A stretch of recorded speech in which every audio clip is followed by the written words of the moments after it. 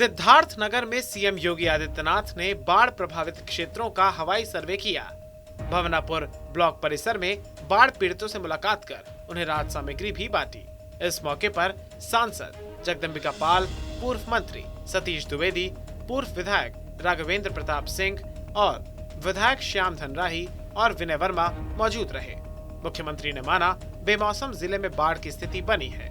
उन्होंने कहा सिद्धार्थनगर जिले में 200 से ज्यादा अधिक गांव बाढ़ की चपेट में हैं तथा फसलों का भारी नुकसान हुआ है। उन्होंने जिले के अधिकारियों को निर्देश दिया कि कोई भी बाढ़ पीड़ित भूखा न सोने पाए, इस बात को गंभीरता से लिया जाए। मुख्यमंत्री ने बाढ़ प्रभावित क्षेत्रों में पशुओं को भी चारा उपलब्ध कराने का निर्देश दिया। उन्होंने कहा कि बाढ़ से जानमाल के नुकसान पर 4 लाख, अंग भंग होने पर 2.5 लाख तक मुआवजा दिया जाए। वहीं उन्होंने फसलों के नुकसान के मुआवजे के लिए भी अधिकारियों को निर्देशित किया।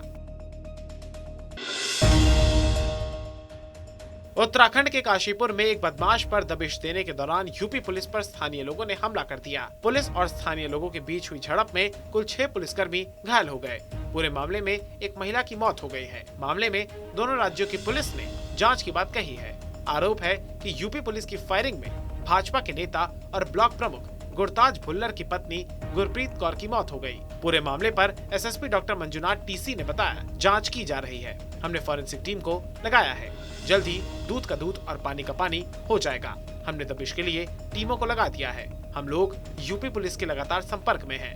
बहुत गंभीर घटनाएं हैं, क्योंकि कुल मिला के चाहे कुछ भी हो जाए वो तो इन्वेस्टिगेशन में बात की बात है कि क्या सच है क्या नहीं है। अल्टीमेटली फाइनल है वो तकनीकी साक्ष्य एविडेंस के आधार पर रहेगा। लेकिन गंभीर विषय ये है कि एक महिला का मतलब मृत्यु हो चुका है, बहुत ही दुखद है। तो इसलिए हम जो है उसको अत्यंत गंभीरता से लेते हैं और प्रोफेशनल पुलिसिंग का हम जो है हमेशा विश्वास रखता है। तो इसलिए हमने तहरीर के आधार पर तत्काल जो है एफआईआर का पंजीकृत कर लिया गया है। 302 और विभिन्न अन्य धाराओं में भी पंजीकृत किया गया। सर, ये चीज़ बताइए कि क्या मुरादाबाद पुलिस की तरफ से यहाँ पर लोकल पुलिस को कोई सूचना दी गई थी कि किसी ऐसा ऑपरेशन करने वाले हैं? तो करने से पहले तो नहीं, और जब कुछ झड़प हो गया तो तुरंत हमें हमारी टीम को बता दिया गया था। हिजाब बैन मामले पर सपा के सांसद डॉक्टर शफीकुर रहमान बर्क ने कहा, ये इस्लाम का मामला है। मुसलमानों में जवान बेटियां और औरतें पर्दे में रहें। अगर वो बेपर्दा होकर गलियों में सड़कों पर घूमेंगी तो उससे हालत बिगड़ते हैं, आवारगी बढ़ती है। अगर हिजाब पर पाबंदी हुई तो न सिर्फ इस्लाम बल्कि समाज को भी नुकसान होगा। बर्क ने आगे कहा, हमें उम्मीद है सुप्रीम कोर्ट इसमें सही फैसला करेगा। हरियाणा के मंत्री अनिल विज के बयान गलत हैं। हिजाब रहना चाहिए, कोई पाबंदी नहीं होनी चाहिए। हिजाब विवाद पर एआईएमआईएम के प्रमुख असदुद्दीन ओवैसी ने गुरुवार को कहा कि कर्नाटक हाईकोर्ट का फैसला सही नहीं है। उन्होंने कहा, ऐसा लग रहा था इस मामले में आज सुनवाई पूरी हो जाएगी, लेकिन सुप्रीम कोर्ट के एक जज का जजमेंट फेवर में आया और हाई कोर्ट का जो जजमेंट था वो बिल्कुल गलत था। उसमें कुरानी कमेंट्री का मिसयूज किया गया है। ऐसा नहीं होना चाहिए था। ओवैसी ने आगे कहा कि कर्नाटक की मुस्लिम लड़कियां हिजाब पहन रही हैं। वो इसलिए पहन रही हैं क्योंकि कुरान में उसका जिक्र है। अल्लाह ने उसे हिजाब पहनने का हुक्म दिया है। वहीं इस दौरान उन्होंने भारतीय जनता पार्टी पर निशाना साधा। ओवैसी ने कहा कि बीजेपी ने हिजाब को गैर जरूरी मुद्दा बनाया, इसे बैन किया। ये मेरी राय है। उन्होंने आगे कहा कि जब जजमेंट पूरा अपलोड हो जाएगा तब मैं इस पर तफसील से बात करूंगा। ये जो कर्नाटका की मुस्लिम लड़कियां हिजाब पहन रही है, इसलिए पहन रही है क्योंकि कुरान में अल्लाह सुब्हानहू व तआला ने उनको ये कहा है, हुक्म दिया है, और वो इसलिए पहन रही है कि कुरान में अल्लाह ने कहा है। तो बीजेपी ने गैर जरूरी तौर पर इसको एक मसला बनाया, इसको बैन किया और खामखा एक रक्कस क्रिएट किया गया है। तो ये मेरी इनिशियल राय है। अब जब जजमेंट पूरा अपलोड हो जाएगा और जब हमको मिलेगा तो पढ़कर उस पर और तफसील से हम आपके सामने बोल सकेंगे। रिलायंस इंडस्ट्रीज लिमिटेड के चेयरमैन और एमडी मुकेश अंबानी ने बद्रीनाथ और केदारनाथ मंदिर में पूजा अर्चना की। भारत के जाने माने उद्योगपति मुकेश अंबानी हर साल की भांति इस साल भी भगवान बद्री विशाल के विशेष दर्शन के लिए बद्रीनाथ धाम पहुंचे। उन्होंने भगवान बद्री विशाल की विशेष पूजा अर्चना की और देश की खुशहाली की कामना की। भगवान बद्री विशाल के श्रृंगार में प्रयोग में लाई जाने वाली तुलसी की माला भी मुकेश अंबानी को भेंट स्वरूप दी गई। बद्रीनाथ मंदिर के सभा मंडल में पहुंचने के बाद मुकेश अंबानी ने आम श्रद्धालुओं की भांति ही भगवान बद्री विशाल के दर्शन किए और मंदिर के गर्भगृह में कुछ देर ध्यान लगाया। मुकेश अंबानी ने बद्री और केदार मंदिर कमेटी को 5 करोड़ रुपए दान दिए।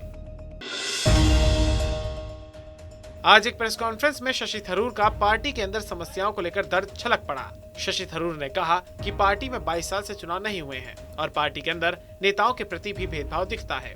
थरूर ने कहा, जिस तरीके से पार्टी के नेताओं ने खड़गे साहब के लिए काम किया वो भेदभाव दिखाता है। शशि थरूर ने कहा कि पार्टी के अंदर नेताओं का व्यवहार समान नहीं है। वहीं खड़गे से तुलना पर थरूर ने कहा कि मुझसे तो पीसीसी के अध्यक्ष भी नहीं मिलते। फिरोजाबाद में भारतीय किसान यूनियन भानु के राष्ट्रीय अध्यक्ष टुंडला विधायक प्रेमपाल धनगर को गाली देते हुए नजर आ गए।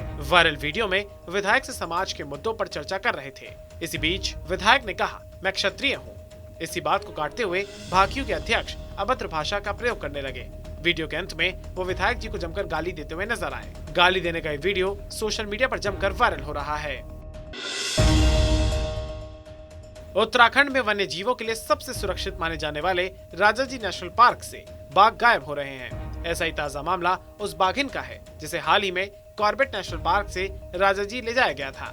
हैरानी की बात यह है कि पिछले लंबे समय से इस बाघिन को ट्रेस नहीं किया जा सका है। ऐसे में जिम्मेदार अधिकारियों को कई दिनों बाद जाकर इसकी जानकारी दी गई।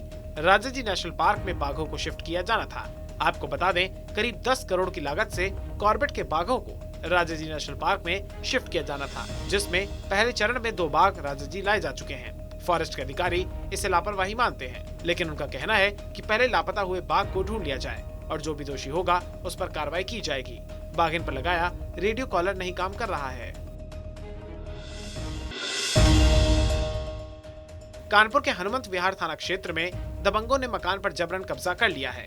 मकान मालिक ने मकान पर मुख्यमंत्री योगी के पोस्टर लगाए और लिखा, योगी जी मेरा मकान बचाओ। पीड़ित का आरोप है कि पुलिस भी दबंगों के साथ मिली है। कई बार थाने के चक्कर लगाने के बाद भी इंसाफ नहीं मिला। पीड़ित ने कहा, मेरी बेटी की शादी नवंबर में है, दहेज का सामान रखा हुआ था, वो उठा लिया गया, हम लोग गरीब हैं। पीड़िता ने आगे कहा कि हमारा मकान हमें दिलाया जाए और सामान भी वापस किया जाए। कानपुर कमिश्नरेट पुलिस की एडीसीपी अंकिता शर्मा से जब इस बारे में फोन पर जानकारी मांगी गई तो उन्होंने पूरे मामले को छोटा मामला बताते हुए कहा कि एफआईआर के बाद आरोपियों की गिरफ्तारी की जाएगी।